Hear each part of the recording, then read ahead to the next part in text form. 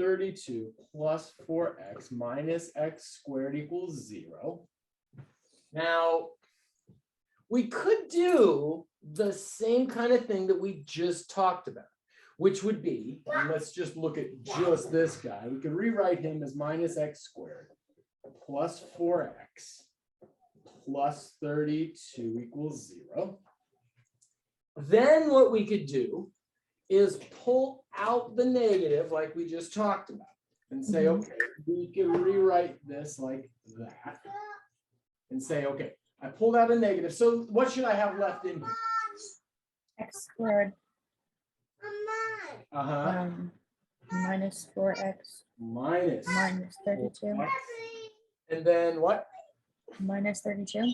Minus 32. And now what I'm going to do, what I do every single time, I'm going to say this is supposed to be the same thing as that. So let me check it. The negative comes in and makes that negative. Good. Negative comes in, makes that positive. Good. Negative comes in, makes that positive. Good to go. Now from here, we could just factor that guy out. And what does that give me? Well, first off, I notice, okay, there's nothing up there. There's only one way to do this. It's going to look like this. And what has to go in the first place? X. X's. So there's an X and an X. Now, okay, 32. How can we break that guy down? 4 and 8. I think 4 and 8, because 4 times 8 should be 32. So let's try it. I'm going to go a 4 and an 8. Now for my inner and outer, what does that give me? 4x and 8x.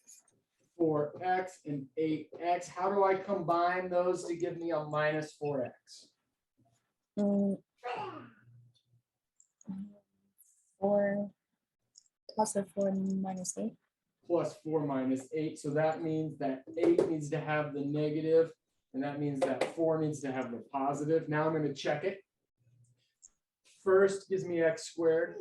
Outer is minus 8x plus 4x. That is what we got. And so that should be a minus 4x. Good to go. Positive 4 and negative 8 give me a negative. 4 times 8 is 32. And so my last works. And I factored it. I'm good to go. Now what? So another way we could have done this. We'll come back to this in just a second. Another way we could have done this is said, well, hold up. That's just a 0, and this is just an equation. I could say, what happens when I add x squared to both sides? I would be left with that guy right there.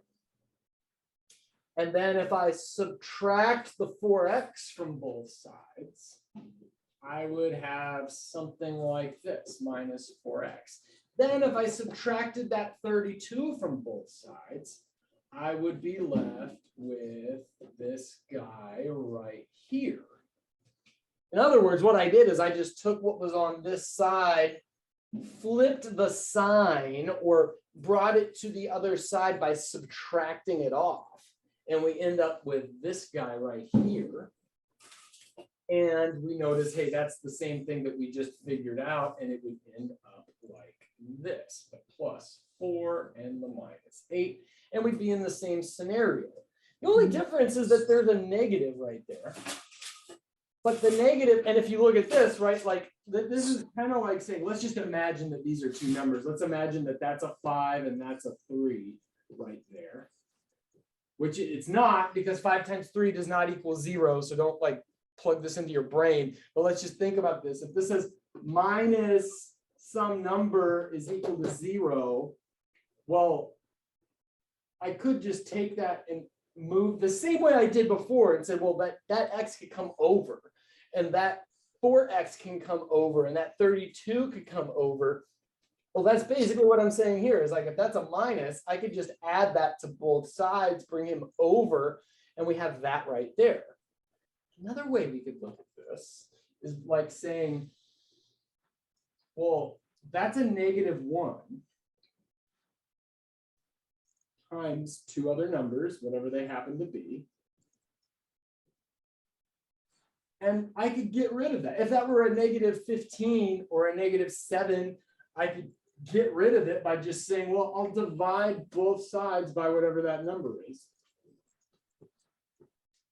And that kills that, leaving me an x plus 4 and an x minus 8 equals, well, 0 divided by anything is just big old 0. And so we end up in the exact same place, regardless of how we go about doing it.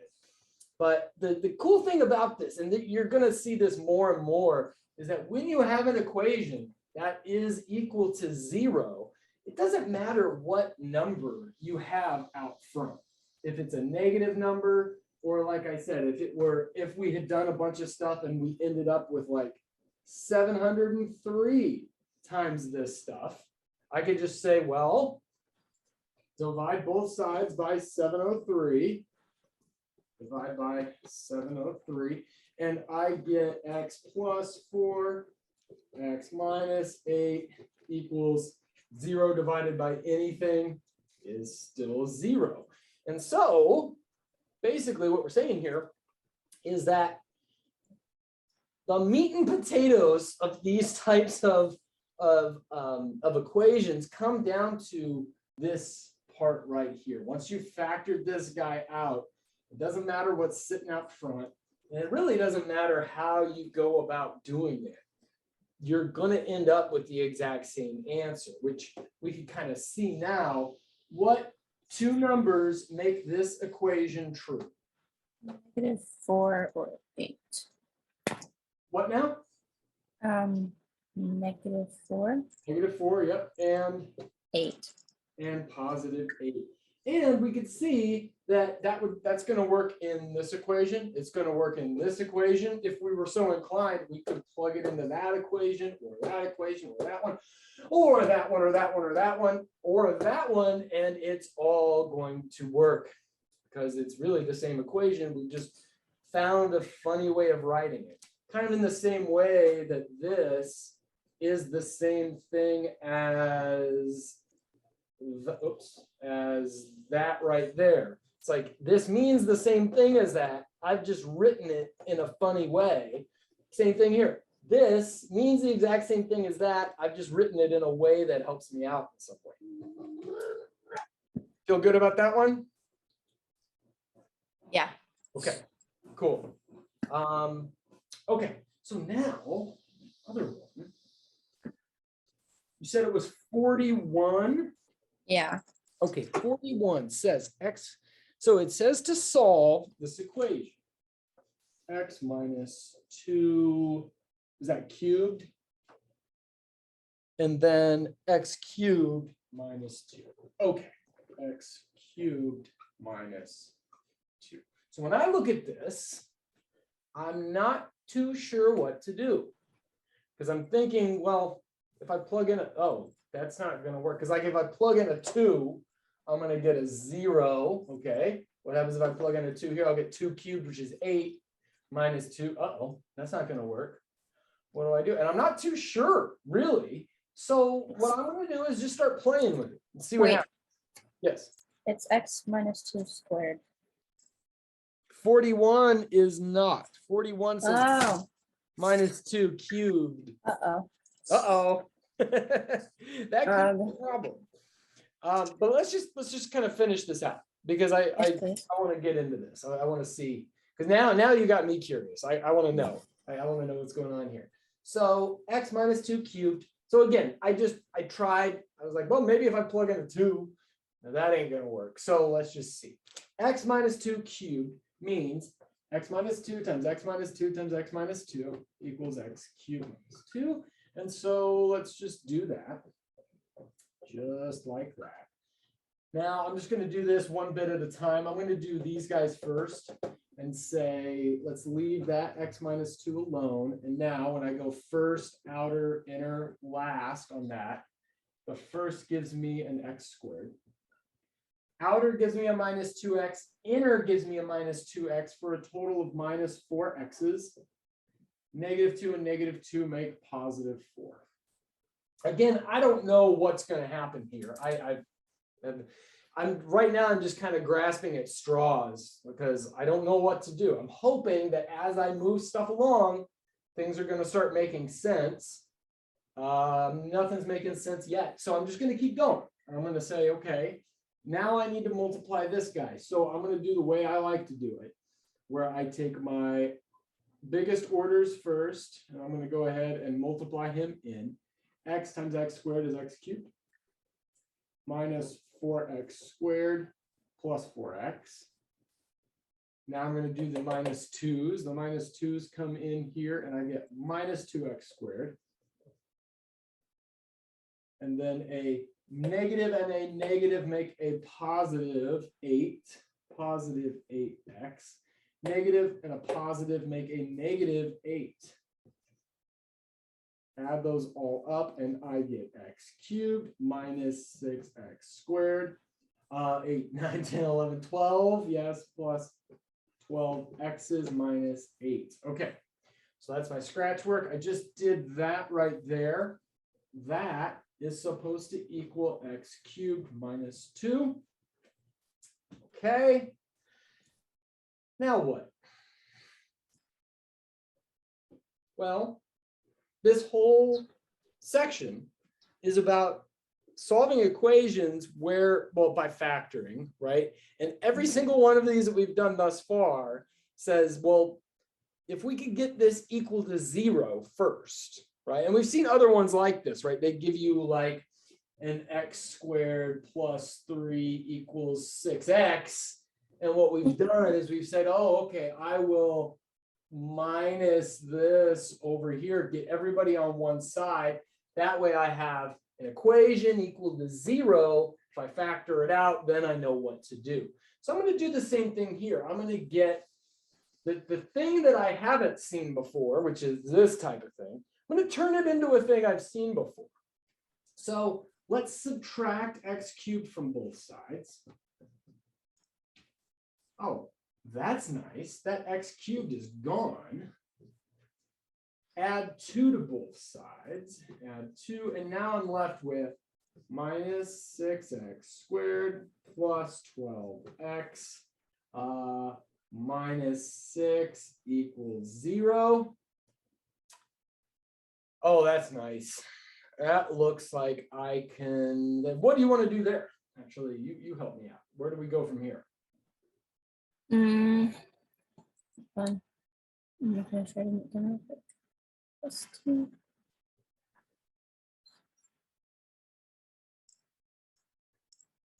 Okay. Wouldn't you factor it? Yeah, your parentheses. Oh wait, no. You can take out 6 first, right? Yeah, and let's I don't like that sign that's in front of it either.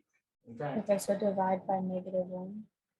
we could do that. Yeah, let's go ahead. And so what I'm going to do is say that's equal to 0. If I divide everybody through by -1, that basically does this right here.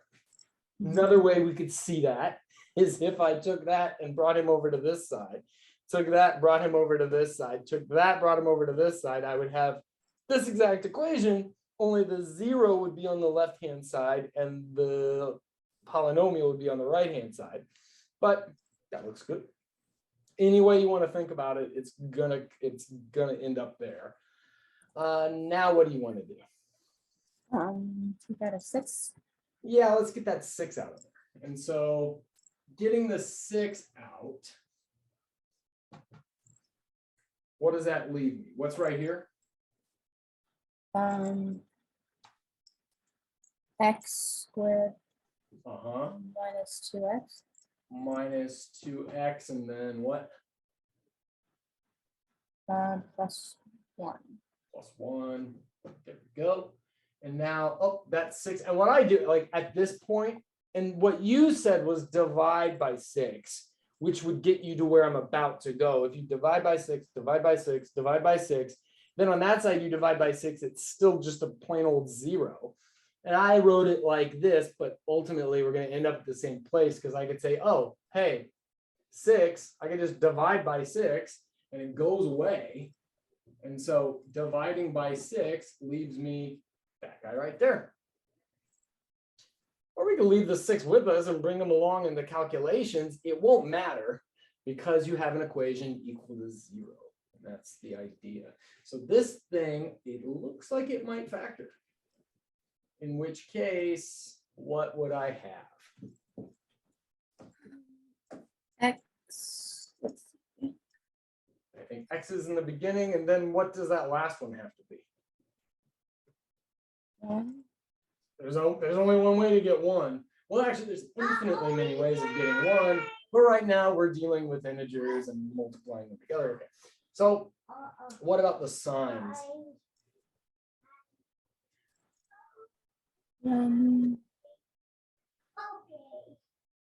Well, one of them has to be positive and one of them has to be negative, right? Yeah, I'm thinking both of them have to be negative. Now I'm just going to check. First, outer, inner, and then I recognize, after I've done that, I recognize, oh yeah, that looks like a perfect square because you have something squared, yes, 1 squared is 1. And then you have 2 times whatever that thing is. But whatever, I'd rather reason it through this way, which we did. Now double check it. First gives me x squared. Outside is a minus x. Inside is a minus x to give me a total of minus 2 x's. That's what we have right there. -1 and a -1 multiply to give me a +1. And now, okay, I feel good. What should my answers be? X equals what? 1. And x equals 1. 1. Okay, so I guess there's only one answer. Because then, yeah, we could see it this way. We could say, well, that's the same thing as this. There. We're saying the same thing. No matter how you want to do that, the only thing you're going to get is that. Now let's just check it and see. Plug in a 1 for x back in the original. And let's see what happens. I'm going to get rid of all this stuff. Am I good to get rid of all this? Yes. Okay. So finally, we're going to check. When x equals 1, I get 1 minus 2 cubed equal to 1 cubed minus 2. 1 minus 2 is minus 1 cubed.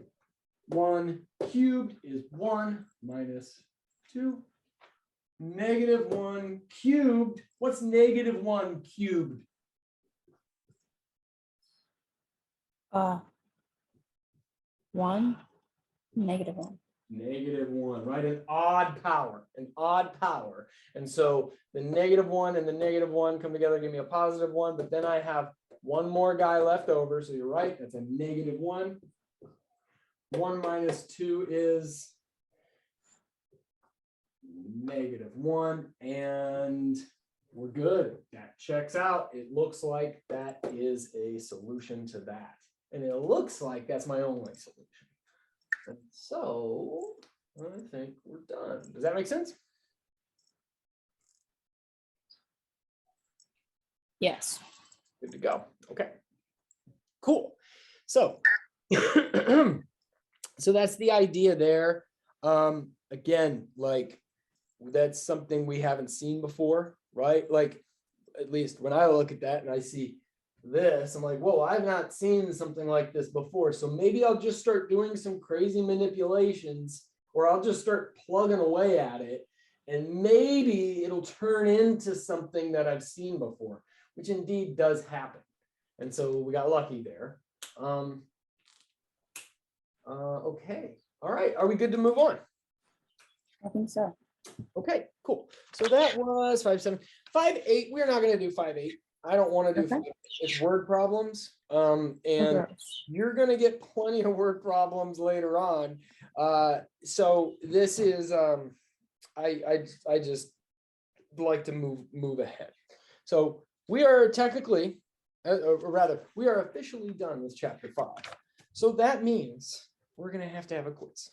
I'm sorry. There's no way around it. We're gonna do a quiz over chapter 5 stuff. What day are you said Wednesdays are bad for you, right? Yes. Or Wednesday's good. Which day is better? It depends on what for. This would be a quiz. Quiz over Okay. chapter 5. Yeah. Wednesdays are terrible. It's right after physics. Okay. Right after physics, I'm completely brain dead. Right. Yes, of course. Okay. So would Friday work? Is this Friday? This Friday isn't the 18th, right? No, it is not. Yes, this Friday would work fine. Okay, let's do this Friday. We will do a quiz over chapter 5. Anything from chapter 5 is fair game, but I could tell you that 5.3, let's see, yeah, because 5.1 and 5.2 are so basic that I'm not going to waste your or my time doing that. So 5.3 through 5.7 are fair game for the quiz on Friday. It'll be in-person quiz. So I will email you the hard copy of the quiz at the beginning of the class, and we'll just sit here and you'll work on the quiz and I'll watch you. And to make sure you're not cheating. No, I don't. Anyway, so, and yeah, and of course, ask any questions, or if anything's unclear or anything like that, you feel free to ask me. It probably shouldn't be too long, although I have a hard time, as you well know, I have a hard time gauging how long my assignments are. And so it turns out like, and if I've just, biffed it and didn't, or misgauged whatever, and it starts, and you start to panic because you're like, oh man, the hour or the 50 minutes is almost up and I'm only through this minute. Don't worry about that. I'll take that into consideration. So basically, yeah. So study 5.3 through 5.7. That's where the material is going to come from. Yeah, and I think then we are ready to jump in to chapter 6. Are you ready to jump into chapter 6? Yes. Are you excited for chapter 6? I know. Don't lie to me. No. Anyway. So, okay. Actually, no, I'm going to give you a little bit of a game plan. This is what's going on. Chapter 6, chapter 6, section 1 is super easy. It's ridiculously easy, and you'll see in just a second. We'll do a couple examples, and it's ridiculously easy. So what's cool is at the end of chapters, or at the end of this section, right after the homework, there's a little box. It's a little beige box, and it says connections, calculus.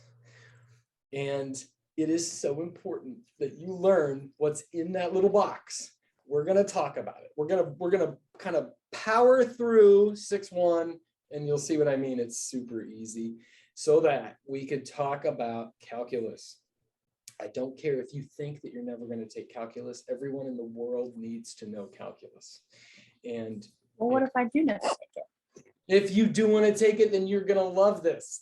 No, so when I was taking this class, actually, when I was taking the college version of this class, so college algebra, there was a question in the homework that, and if you didn't know what it was talking about, you'd just think, oh, this is just another exercise. Well, my teacher stopped and said, this question right here, I want to talk about it. And she talked about what we're going to talk about, which is what's the stuff in this box right here. And having that as a background helped me enormously to kind of, and as you'll see, it basically, we're going to give you the idea of what calculus is, or the first quarter of calculus, what that's all about. It's basically the big idea, or the main theme of calculus. And I think it's really good that you see it ahead of time. That way, when you actually take calculus and it's all like high level stuff, like in the high level, I mean like very concept driven, or the opposite of that, rather it's very formal and dry, and it's just like the definition of this is this. And if you don't see what you're doing, which oftentimes professors will just gloss over it, you could lose the forest for the trees. And so I think it's really good that this is in here. I'm starting to like this book. They put it in, Why they put it in here and not somewhere else, I'm not too sure, because it kind of has something to do with what we're doing today, but not really. But I guess it kind of does. But that they put it in, I'm totally going to take advantage of it, and we're going to talk about it. If I could just shut up and get to the point. So without further ado, let's move on. So chapter 6, section 1 is all about rational expressions.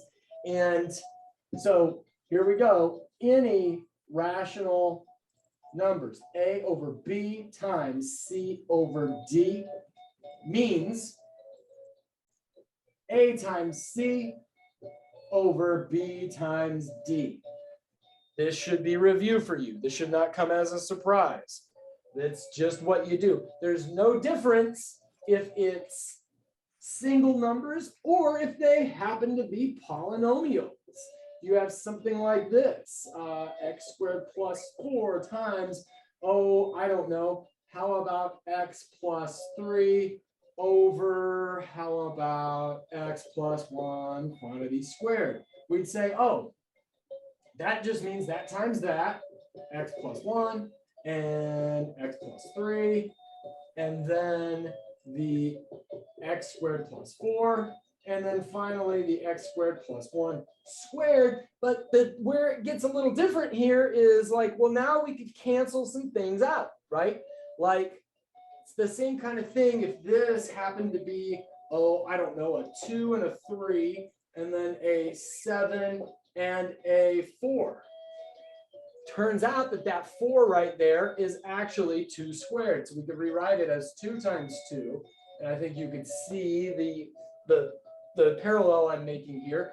One of the 2's cancels with one of the 2's, and we would be left with 3 and then a 7 and a 2 like that.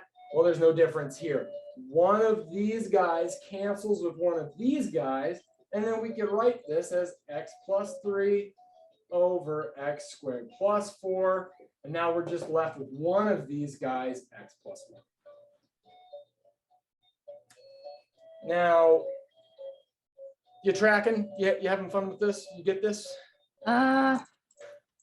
Yes. And this is pretty much it. This is all we're doing now. The only where the wrench comes in, the wrench in the gears, is when we divide. Let's say I wrote this. A over B divided by C over D. What's that equal? How do we divide by a fraction? Isn't it the same thing as multiplying it by its reciprocal? Exactly. Precisely.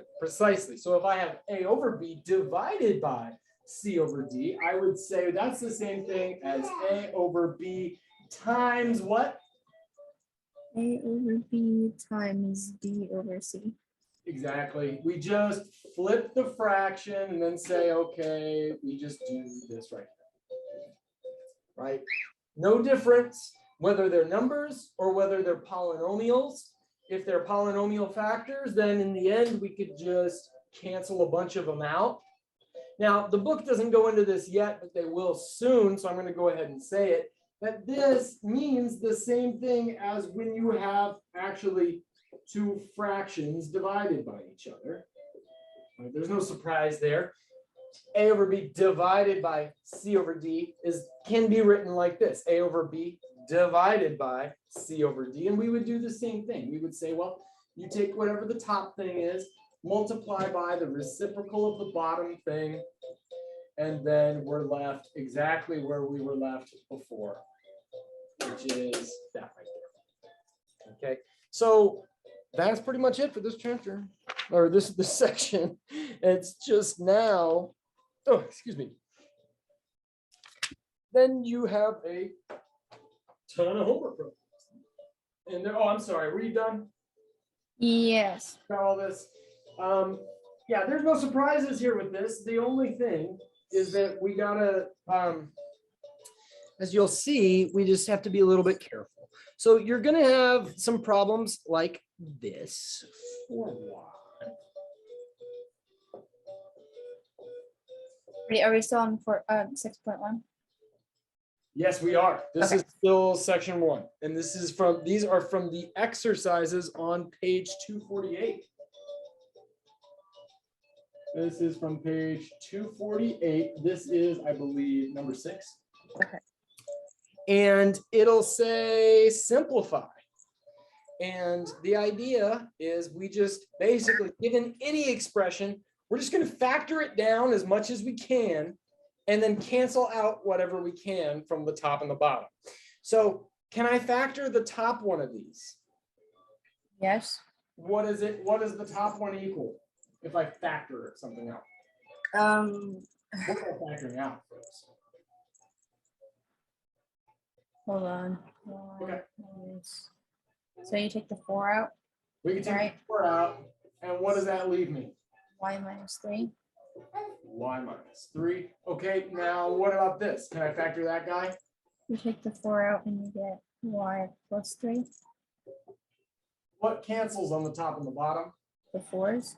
4's cancel, and now I have, let's see, y minus 3 over y plus 3.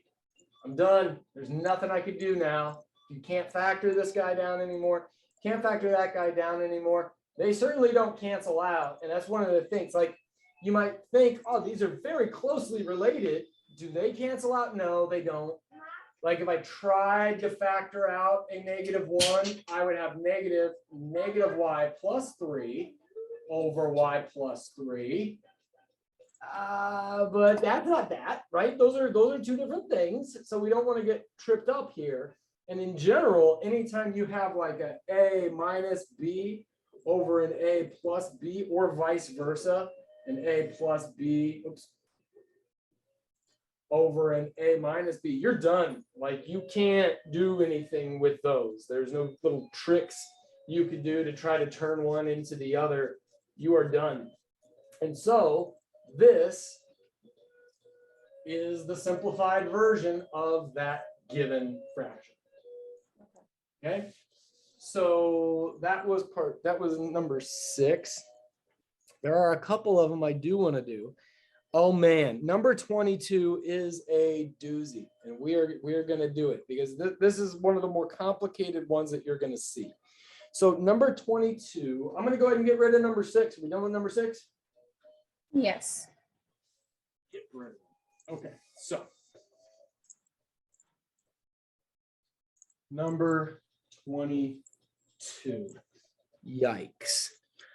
It is 4x minus.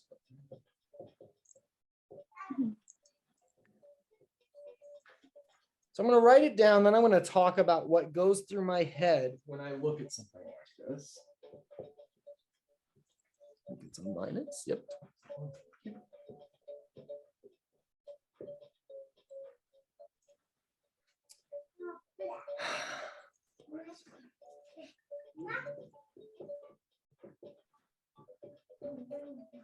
And it should be a plus. Squared. Choose. And then a 4x squared.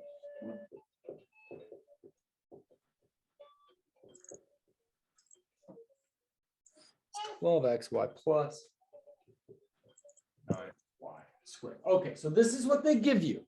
And they say multiply or divide, depending, because they have some of them where it's instead of a multiply here, it's a divide. But the instructions are to multiply and or divide and then simplify. So the first thing I notice is we're multiplying 2 fractions together. That's the exact same thing as just having them all over the same thing like this. There's no difference. Like, I don't know why they didn't just give it to you like this in the first place. So that's the first thing I notice. Now, the next thing I notice is this. I'm just reading from left to right, and I'm going, oh, that's a difference of squares. There's a formula for that. I should have that locked in my heart. Oh, and I don't know why I don't go over here. I just happen to notice what's directly below it. And oh, that's a difference of cubes. Then I look over here and go, that's ugly. That's super ugly. Oh, but wait a minute. That almost looks like something that might pop up in a difference of cubes, because I've done 1,000 of these and I know what happens when we have a difference of cubes. And so maybe, hopefully, maybe I'm crossing my fingers, this might cancel when I break this guy down.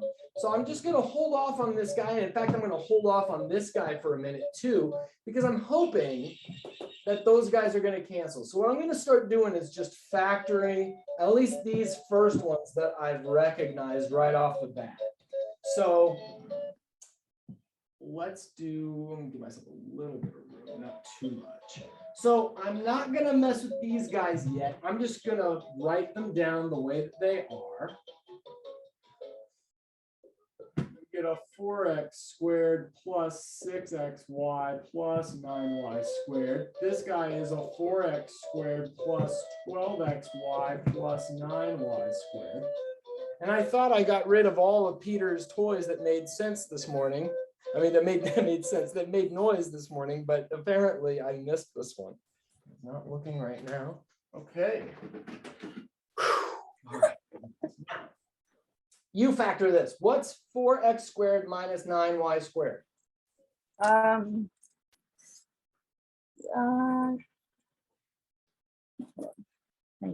Okay. So it's a difference of squares, right? 2x. There's going to be a 2x involved. And 3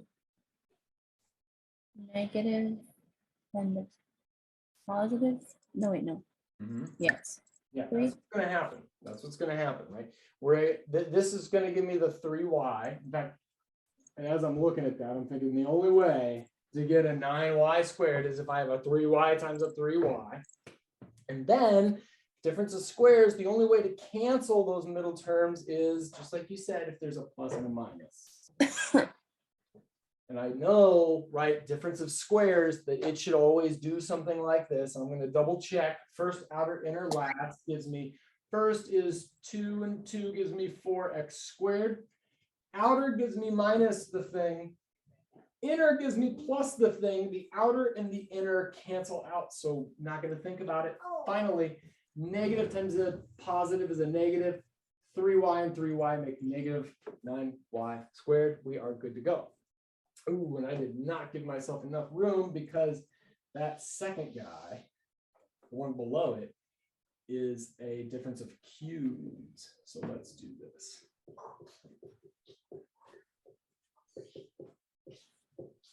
Okay, difference of cubes. I know there's a formula for that, and I know it looks something like this. We have this thing. There should be 2 terms here, 3 terms here.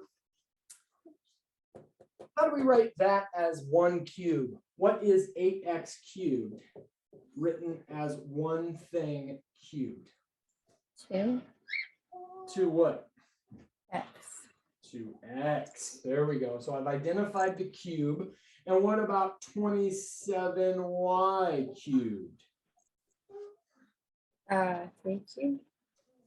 3 what? 3y cubed. 3y quantity cubed. Yes. Okay. So I know, okay, the first thing and the second thing, it's all the way down, right? It's the thing itself that is not cubed. So I'm just going to go ahead and, without doing the parentheses, I'm just going to write it in. We get the 2x first, and then the 3y second. Oh, hey, nice. It looks like I'm going to get something that's going to cancel out. Cool.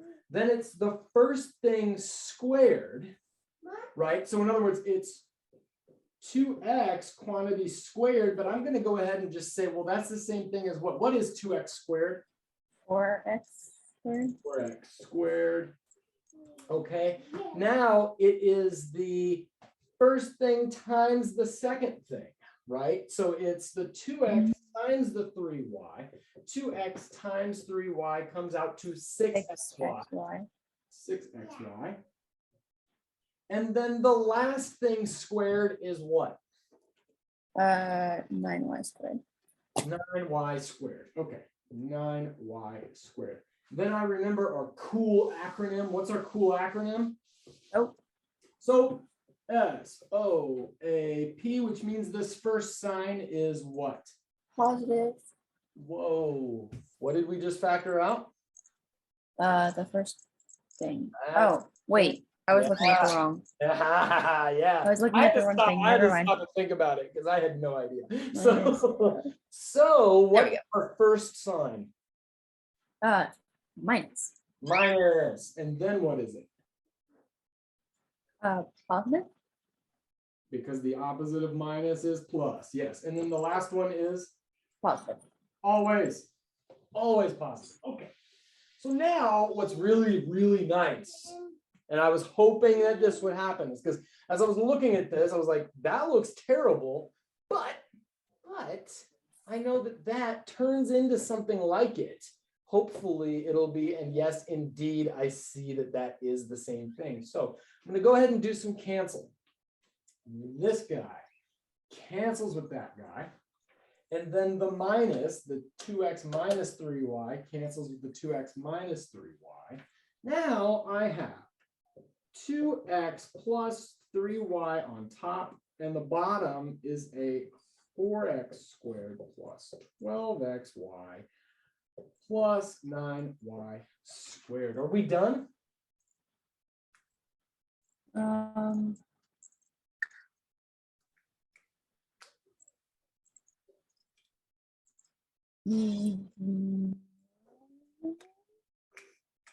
Yes. No. No, because I look at this and I think, can that be factored? And right off the top of my head, I don't know. Although I do know it looks like a perfect square because I've done a bunch of these. And I know what a perfect square looks like, that it starts off as something squared, and 2x squared would be 4x squared. It ends with something squared because I know that 3y squared would be 9y squared. And then I think, well, 2x squared gives me the first thing, the 3y squared. Now, if I multiplied those two together, I would have 6xy. And I actually have 2 times as many as that. So this looks like a perfect square to me. And what I'm going to guess is that it's 2x plus 3y, that quantity squared. So let's just check and see. I'm going to go 2x plus 3y times 2x plus 3y. And I'm going to first outer interlast this guy.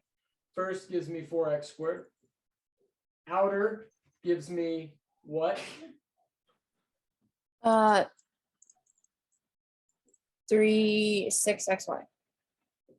6xy. My inner gives me what? 6xy. 6xy. And my last gives me what? 9y squared. 9y squared. And I could see that, yeah. And that's what I was talking about. If you didn't quite catch, it was like it's 2 times something.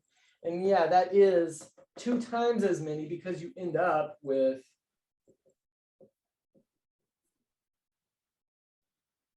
2 times as many as you would get if you multiplied the first and the last thing together. You multiply the first, the first and the last thing here, and you get 6xy. And then you do it again, right, with the inner and the outer multiplication, and you end up getting the exact same thing. Add them together, you have 2 times as many as one of them. That was one way I noticed how to do that. Another way we could do this, and this is usually the case when you are working on these types of problems and they tell you to simplify. What you could do is this. So remember that first question I asked is like, are we done? Well, we would be unless, and this is the key here. It's like, we would be done unless this thing breaks down to give me one of these things. Because I can tell that's prime, right? I can't pull anything out of that. 2x plus 3y, I can't pull out a 2. I can't pull out a 3. Can't pull out an x. Can't pull out a y. That's as factored as it gets.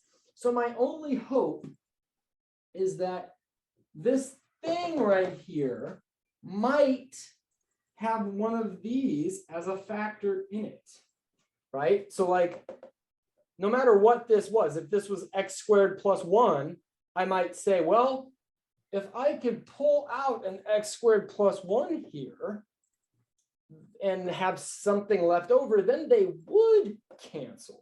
So right now at this point, I'm just kind of wondering, can I factor this thing into something that cancels the top thing? Don't know, let's try. And so now what I'm going to do is say, well, if this does work, then my first is going to have to give me a 4x squared. So this times that, it would have to be a 2x in order to give me my 2x squared. The last, right, is going to have to give me a 9y squared. Well, if it's being multiplied with that, it has to be a 3y. So now I can just kind of see, well, my outer and my inner would have to be a 2x times 3y, a 6xy. My inner is going to have to give me a 6xy. And in order to get a 12 out of that, it has to be a plus and a plus. Hi, buddy. I'm sorry, but I got to do this. Yeah, okay, you get a hug. Yes, I love you. Okay. So the same way we've been factoring before, right? I know it has to be a plus, and so I get that right there. So my point is I noticed immediately that that was a perfect square. And I went along this route and just said, oh, wait, that's a perfect square. I could factor it out like that. Cool. If you don't notice that, not all is lost. At this point, it's like, well, is anything going to cancel? Am I done? I don't know. But if something is going to cancel, well, then that has to be a factor of it. And so I'm just going to try, right? And so I just tried by pulling this thing out, writing it like this and saying, well, what would this have to be? And I filled in the blanks. And now finally, I could say, yes, this does work that way. I cancel that guy, and I'm left with 1 over 2x plus 3y. Any questions?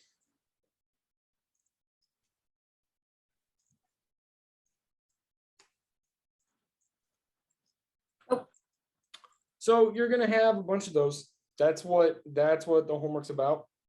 That's probably the most brutal one you're going to see. Actually, there's a challenge question that I'm going to give you, and it's way more brutal than this. But it's because you have to do a few different things in it. It's like most of them are this type of stuff. But the one challenge problem I'm going to give you, I will go more into detail on that in just a minute. So, you ready to talk about calculus? Sure. Okay. Do we have time? I mean, I know we're at the end of our hour, but do you want to talk about this now? We can save it for next time.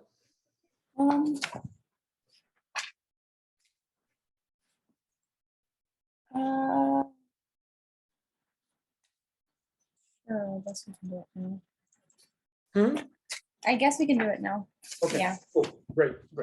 I'm glad to hear it. So, okay. Calc 1 is all about slopes. And interesting thing about it is, so the slope of a line is constant. The slope of a line never changes. In fact, that's kind of like the definition of a line, is that the slope is always the same no matter what. Even if that slope is 0, even if it's a horizontal line, that slope is always exactly the same. When the slope is 1, it's always 1, no matter where you are on it. But curves don't have a constant slope. Right? Peter just said slope. So if I have a curve, say something that looks like this, we could kind of see how do you define a slope if it's changing? Like, it's kind of hard to do, because it used to be, on a line at least, you take any 2 points on that line. I don't care how far away they are from each other. That slope is the same. this rise over this run is exactly the same thing. That ratio of rise over run is going to be the same whether you calculate it from here to here or from, say, here to here. In fact, what you get are similar triangles when you do that. And this rise and this run are going to be exactly the same as the bigger ones, right? You take the small one divided by the little one, this little triangle, it's exactly the same as that and that. But over there, that doesn't work because if I try, say, these 2 points here and try to get a rise over a run, it's going to be way different than if I get these over here, or if I take 2 points over here. And you can kind of see that, right? Like the idea is we want to find a slope, but at a curve. And so what we're talking about is the slope at a point on the curve. So if we were to, say, take a line and touch the curve at one place. So let's say we wanted to find the slope right here. A couple ways we could think about that is if we took a line and touched it just at that one point right there, what slope would this line have?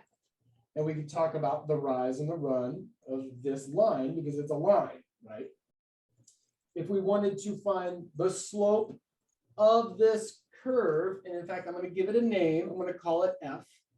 This is F of X. We have X inputs and outputs in Y right here. We could say, okay, well, one thing you'll notice is if I talk about the line that touches this curve at one point here, that slope is steeper than if I had touched it at one point right here, right? Like, you can see that, right? This slope is not as steep as it is over here. In fact, it looks like the slope is constantly changing this whole time. And it looks like the slope gets steeper and steeper as it gets bigger and bigger. So this is the bread and butter of calculus is, well, okay, well, first off, that's one way of thinking about it. Another way of thinking about it is if you were, say, an ant or whatever, moving along this trajectory, and you're moving along this curve in this direction, and at, say, this point, you were to fall off of it or be shot off of it, what direction would you fly, right? You could think about it as we would fly off in that direction if you let go right there. If you were traveling along this curve and then you, oh, I don't know, fell out of your car or whatever, you would travel off at this direction, right? And then we could say, well, that direction that you would fly off of, well, that's like a line. And then we could ask about the slope of that line. Ditto right here. And we could see that over here, the slope is not as positive as it is over here. It's getting bigger, and so on and so forth. Okay? You following so far? Right now, I'm just like stating some ideas. Mhm. Haven't really done anything. So what we want to do then is say, well, let's say that we have a point, any point on this curve. Let's give that point a name and let's call it, oh, I don't know, how about X? We're going to say here at the point X. And what's nice about this is like, we're letting it be X because I don't want it to always be, say, 2 or 1, right? I don't want to like actually plug in a number. I want to keep this general as possible. So I could say, well, you go to any point on the curve. Where at? X. Okay, you just go to X. Okay, we go to that point right there. And we want to find the slope of the curve at this point. In other words, we're trying to find a line that touches right here at one point. and we are looking for, we want slope m of that line. By the way, that's called a tangent line, because we say that that line that touches only at that one place is tangent to the curve. So kind of why I like to think about the ant flying off of something, because it like goes off on a tangent. Or if Justin goes off on a tangent like he's one to do, it's another thing, like flying off the curve. Okay, so that is the idea. We want to compute that slope. How do we do that? Like, I'm not going to sit here and graph this thing perfectly and then take a ruler and touch it at one place and then draw a line and then calculate the slope of that line. That's not going to help me out very much. And I can't draw perfectly. We want a method to be able to do this. Well, two geniuses figured this out. What's interesting is they figured out a way to solve this problem simultaneously. One was living in England and one was living in Germany, and they were not corresponding with each other. And they, at about the same time, figured this out independently. And it only took however many thousands of years for people to figure out how to do this. And they both figured it out independently at the same time. Very interesting. One of them was Sir Isaac Newton, and the other one was Gottfried Leibniz. So what they decided was this. It's like, well, we need to find the slope of a line that touches right there. But what we're going to do instead is this. We're going to say, well, it's hard to find that slope of that imaginary line. So, but what we can find is if I go, so you picked your favorite point X, that's the place that you're trying to find the tangent line to. But what we can find is if we find a nearby point, let's say this point right here, I plug in another value. And that's going to give me another output right here on the same curve, right? And so what I could do is I could estimate the slope of this line going through those right there. And you say, well, that's not exact, because, well, look, if I were to draw that line that goes from there to there, it's not parallel to that, what would be the tangent line. As a matter of fact, this would like intersect it eventually. Like it's not perfect. But one thing I notice is that the closer I bring this in, right? So like if I went over by say 1, so I were here at, I don't know, x plus 1, we'd have an okay estimate. But if I were halfway in between that, like right here, and I plugged in this dot, right? And then I computed the line from here to here. Well, that would be a better approximation, right? But then what if I did one better? Instead of being right here, what if I went like, say, another half? If I got even closer right here, and I would have an even better estimate between these 2 points right here. And so on and so forth. And you could imagine that what you would have is, if we let this distance right here, we're going to call this distance h. If we let that distance go to 0, that is the smaller of a distance we take, right, then the line that we get going from here to here is going to become a better and better approximation the closer we get. And just kind of visually, let's look at that. When I'm starting farther off, we say, well, we have this point and this point, and so we have that guy right there, right? And then if I brought that x in further, we would have this point and this point, and that would get closer, right? There'd be a better approximation of the line that we want. And then if I brought it in even further, I'd have a better approximation until finally, that is going to, we say, go to 0. The difference right there is going to go to 0. And as that distance goes to 0, we'll end up with that tangent line that we're looking for.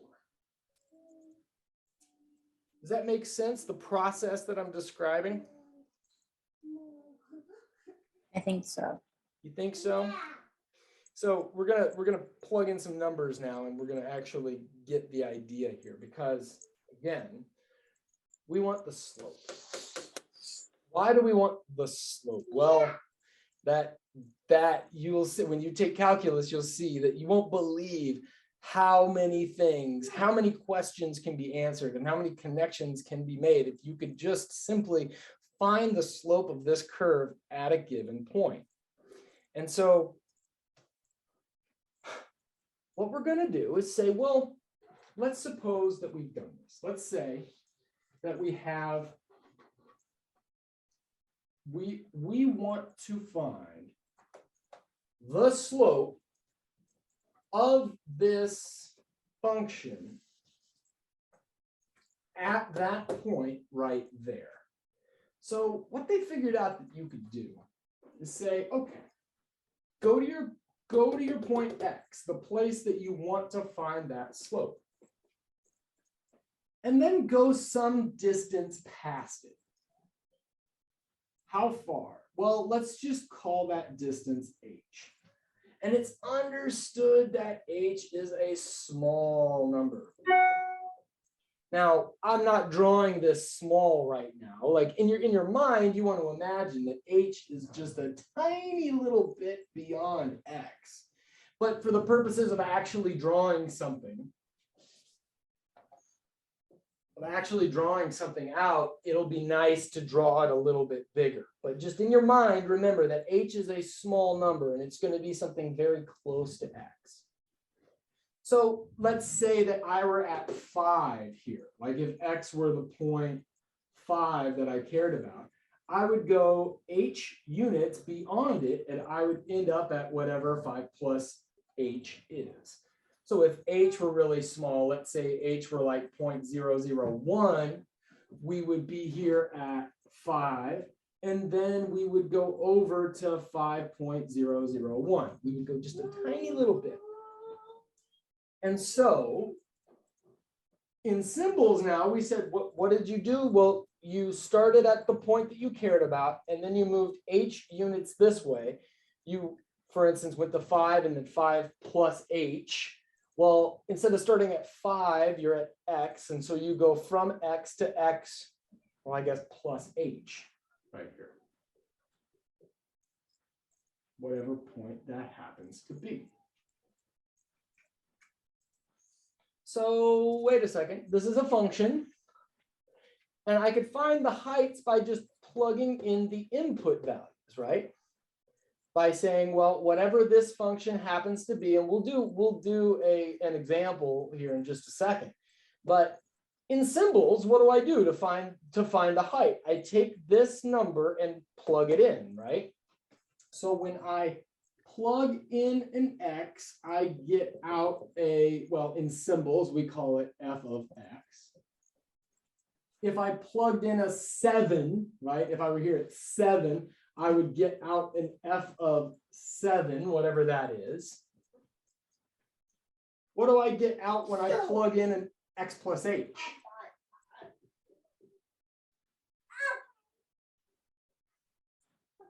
What would we call that right there?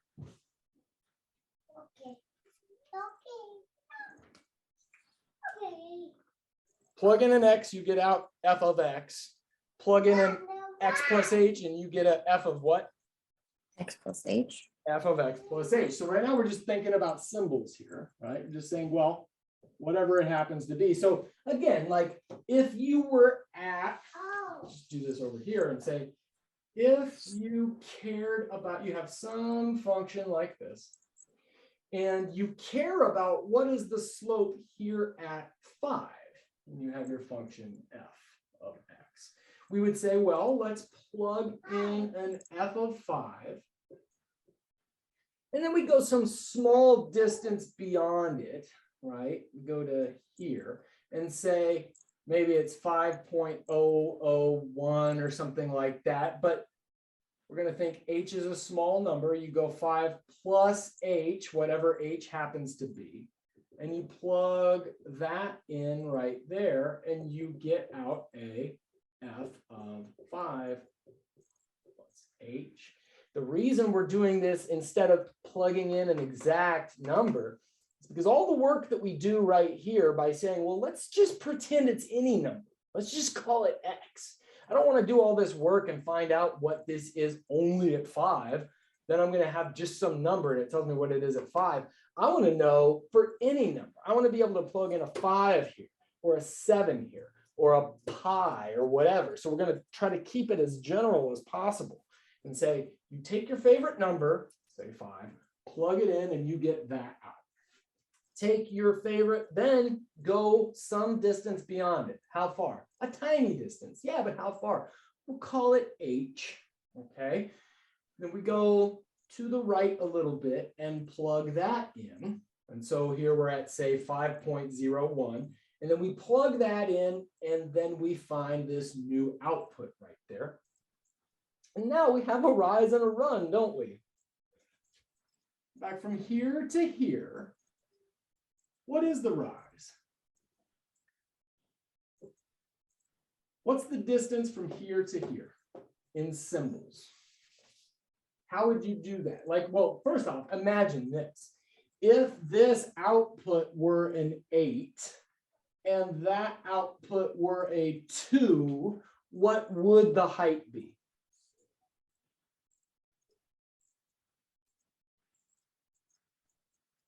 From 8 to 2. 5. From No, wait, sorry, 6. 6, right? Yeah, you would say, well, if you're up at 2 here and you're down, I mean, up at 8, down to 2, the difference between them would be a 6, right? But in this case, we don't have the numbers themselves. We have that number and that number. So how would I write that in symbols? What did you do with the 8 and the 2? I subtracted 2 from 8. Mm-hmm. So what do I do here? 8.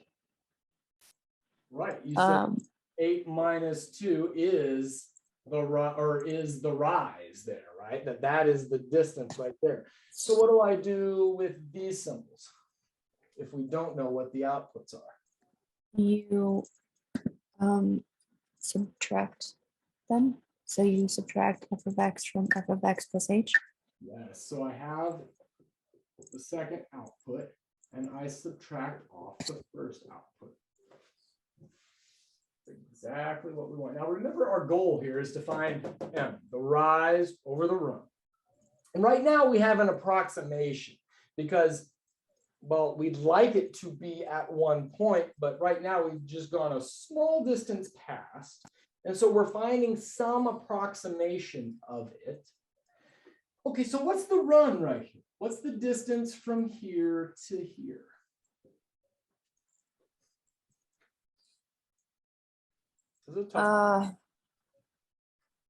X plus h minus x. Excellent, excellent. That's exactly what the run is. And you'll notice I kind of foreshadowed this a second ago, because I said, let's go a small distance h past it. And I went ahead and even wrote that distance, we're calling it h.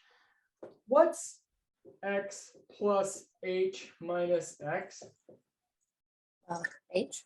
Just h, right? I mean, if you're at 5 and you go to 5 plus 0.01 or 5 plus h, and then you take that one minus that one, well, that's what you have left over. And so, yeah. So then that's the run right there. This is the run. And so what did we want? We wanted the slope, which is the rise over the run. That's what we were trying to find.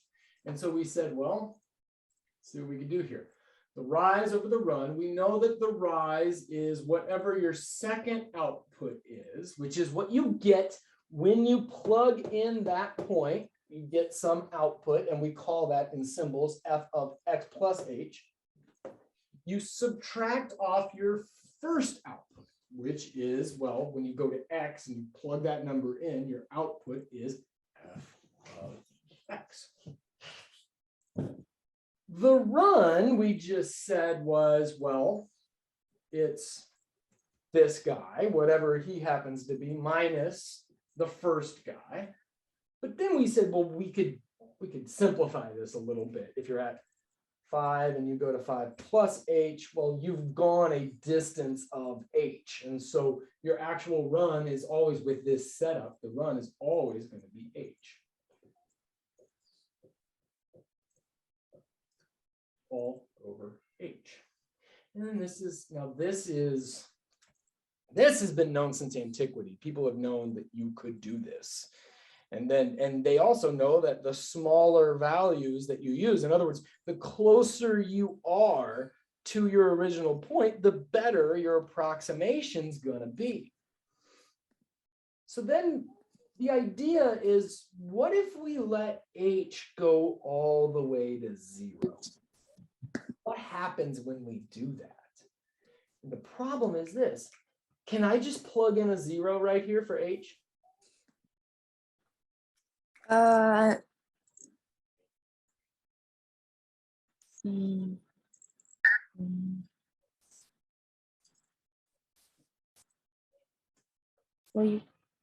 yes. What happens if I plug in a 0 here for h? Well, you just get. Can I do this? No, you can't. No, you can't. That's the problem.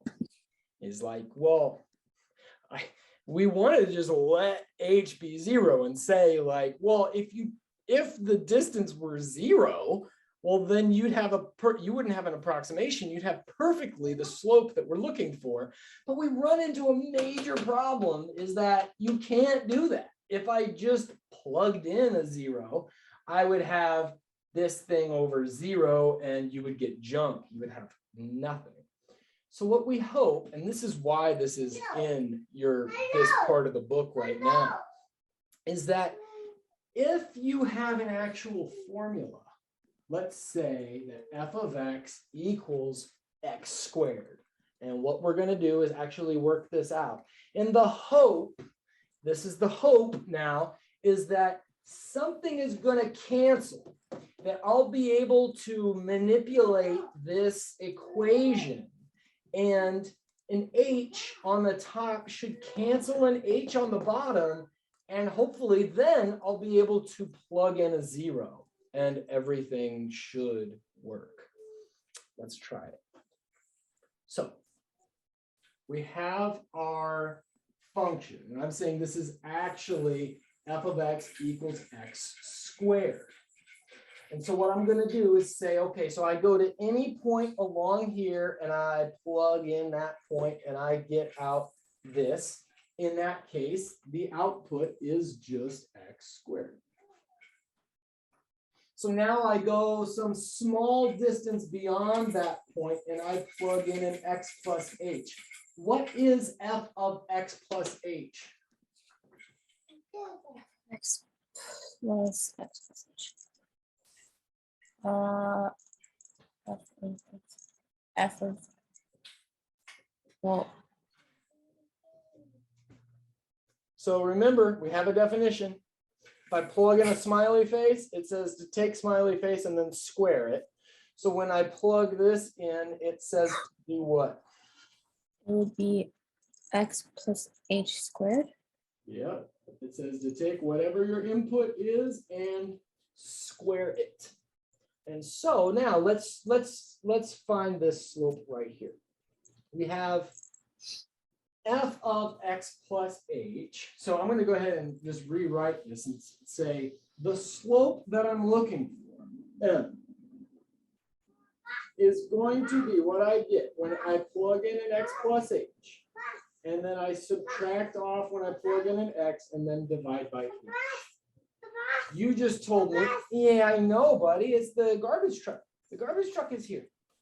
So when I plug this in, I don't use my brain. I just say, well, that's the input. I plug the input into there, and it says you take the input, which is x plus h, and you square it. Subtract off f of x, plug in an x into this function, and it says you take whatever x is, and then you square it. Then I divide by h. Okay. What is x plus h squared? X squared plus h squared. Excuse Wait, me? no, sorry. You me? No. I'm sorry, I'm so brain dead. It's x plus No, you h. should be. We've been doing this for over an hour now, over an hour and a half. Like, you should be brain dead. I get it, and that's why, like, this is a good thing to do at the end, because we're not too worried about it, because you'll see it again, and you'll get it. You'll see plenty of this again. So X plus h times x plus h, right? x plus h squared is x plus h times x plus h. So now what do we have to do with that guy? Multiply. Yeah. And what do I get?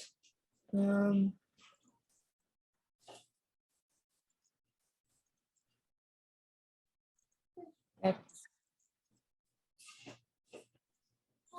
There's a nifty little acronym that we've been using for a while now. Yeah. What do I X get? squared plus h or xh plus xh plus h squared. And we can rewrite that as X squared plus 2xh plus h squared. there you go. There we go. So x plus h squared is x squared plus 2xh plus h squared. Okay, now I'm just filling in the blanks. Minus x. X squared. So how could we reduce the top? Does anything cancel? You can have 2xh plus h squared over h, I guess. That's gonna happen. Yeah, I'm looking specifically for this. What does this guy do?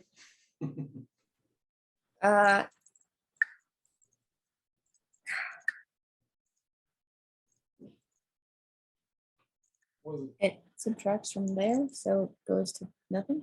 There you go. Right, these guys kill each other.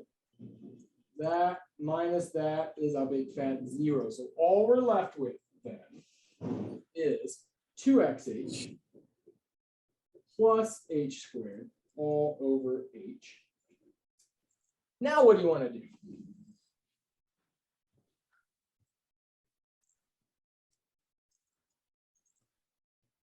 Think about this section. We've been factoring for a while.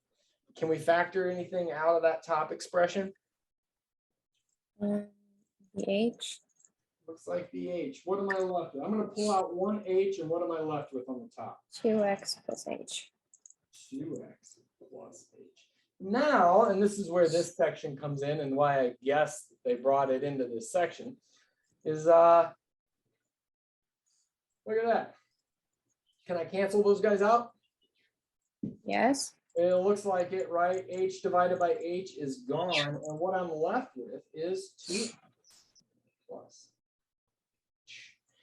Now, remember earlier when I asked, can we plug in an h? And you're like, can we plug in a 0 for h? And you're like, yeah. And I was like, are you sure about that? There's a 0 in the denominator. We can't do that. Can't just plug in a 0 for there. Now there's no problem, is there? Can I plug a 0 in for h right there? Yes. Yeah. And what do I get when I do that? 2x. 2x. And so now let's think about what we've just done here. We have a function. And what we did is we said we want to know that if I go to any place on this curve, I don't care where, maybe it's here at 1, maybe it's over at 5, and I want to know the slope of this guy, how do we do that? Well, we go some distance beyond and find the slope right there.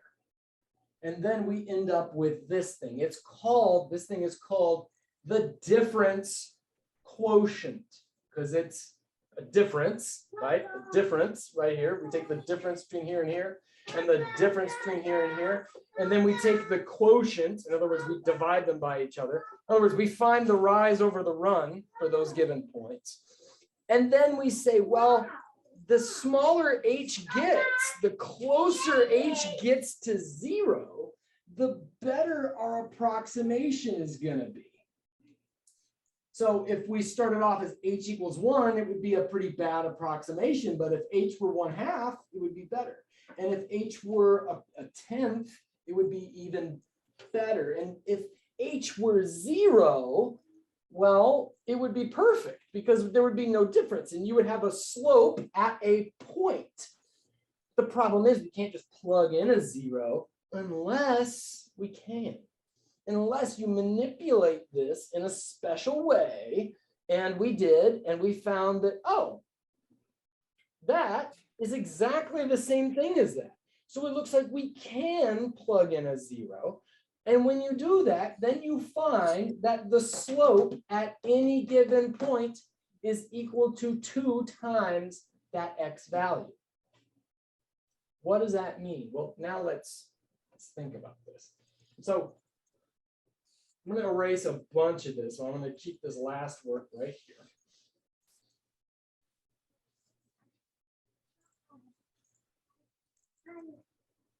Your book calls this the slope function, and they write it like this. In calculus, we call it a derivative. It is the function. Given a function, we get a new function that tells me the slope of the original function at a given point x. So this guy right here, f of x equals x squared, looks like this.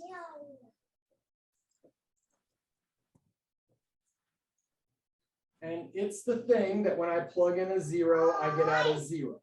I plug in a 1, I get out a 1. When I plug in a 2, I get out a 4, right? And now what this says is that the slope of the tangent line at these points are, well, let's see. F, and it is called f prime. The slope of that original function at 0, it tells me to take 2 times 0. It says that the slope is 0. And hey, look at that. If I am here at 0, what slope does this line have? Yeah. It looks like 0, doesn't it?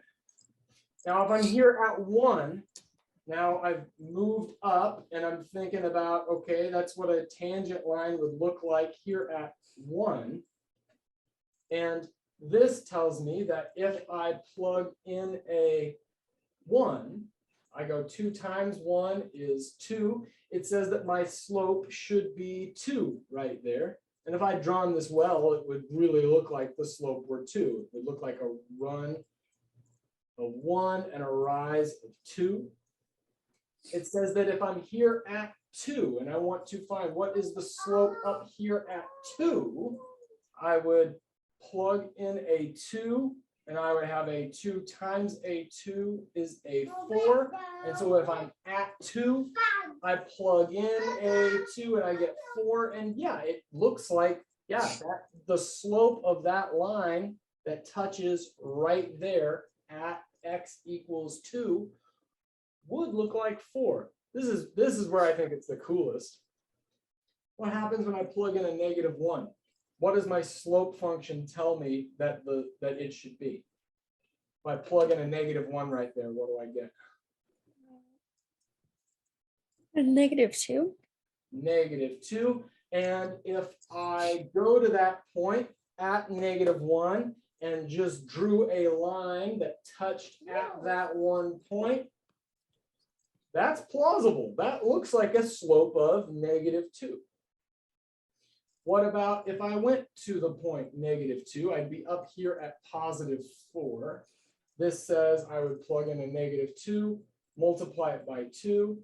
2 times -2 is -4. And yeah, it's even steeper, right? And that looks like a slope of -4, a slope of -2, a slope of 0, a slope of +2, a slope of, and that's calculus. That's the idea, is Oh my. that's what it's all about right there. And you would be blown away to say, like, to think, wait a minute, well, all we've done is we found a formula which tells us what a slope of a curve would be at a given place. How can you really do anything with that other than what's the slope of the curve right here, or what's the equation of the line that goes through right there? And you'd be blown away to see all of the things that this gives you. It's mind-blowing just how much interesting stuff you get. There's this interesting geometric interpretation of a problem. It's like, I would like to know the slope of a line. And it turns out to be one of the most powerful things humans have ever invented. This landed people on the moon right here. Like, it's crazy, but and that's what you're going to learn in calculus. You'll learn this after like a month. You'll learn how to do this, and then from there you start to see what it implies and all the crazy stuff you could do with it. So I'm going to assign some of this for homework because it's right there in the book, and it will be really good for you to see this well before you ever take the class. But this is the idea. Does this, I mean, I know it's out there and it's weird and it's very abstract, especially since, like, and I know, like, you know, I've been teaching this for a long time. It's really hard to take these symbols here and plug this into your brain and make some kind of sense out of it. But does it at least make sense that this process should do what we claim that it does? That if you take 2 points on a curve and find the slope between them, then the closer those points get to each other, the better that slope is going to give you the thing you're looking for. Do you buy that? Yes. Yeah. And that's the key right there. That's what you do. You can't just plug in a 0 to start off with. And so hopefully something cancels out. And then you say, oh, it looks like I can plug in a 0 right here. Then you finally plug in your 0 and you get what we call a derivative of a function. And that is a new function, which gives you the slope of your original function. And everything's derivatives. Everything's a derivative. Anyway, but so, okay. Since it was in your book, I really wanted to run down that rabbit hole because it's really good that you see this. I'm sorry it took so long, but it's really, really important that you see this. You will have a little bit of homework on it. It's going to be exactly this. You're going to take this formula right here and plug this in. You're gonna have different values for f, and then you're gonna plug this in and do some kind of simplification until you cancel out an h, and then you're gonna say, well, you're gonna end up with something like this. Then you're gonna plug in a 0 for h and get your answer, and it's gonna look a lot like this. So, okay, you ready for homework? Yes. All right. Thank you for bearing with me. Again, I think this is probably the most important thing in math. Like, arguably, the idea of a derivative is one of the most important things in mathematics. And the more times that you hear it, the better, really. We're not going to do that one. We'll just go to there. So, homework.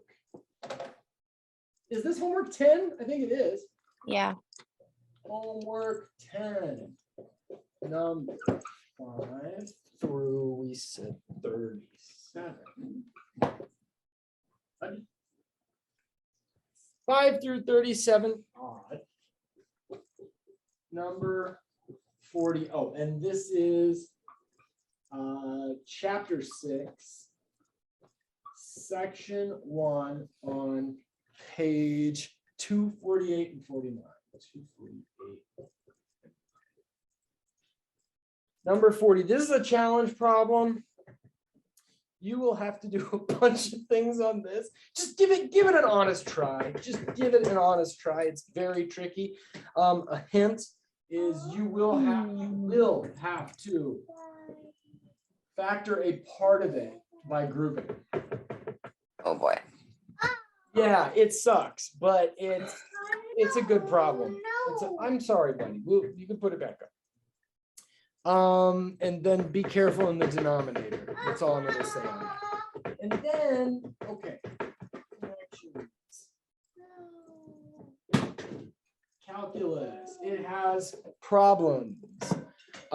It says find the slope function. In other words, do this. This is what we're looking for. We are trying to find. Water. Yeah, here's your water, buddy. There you go. So do what we just did for parts A, B, C. There's a D there, and it's strange that we're going to come back and do D at another time, but that will be after we do section 6.3, I think. Yeah, we're going to have to get through either 6.3 or 6.5 or something like that. But there you go. Yeah, you made a mess, buddy, but it's okay.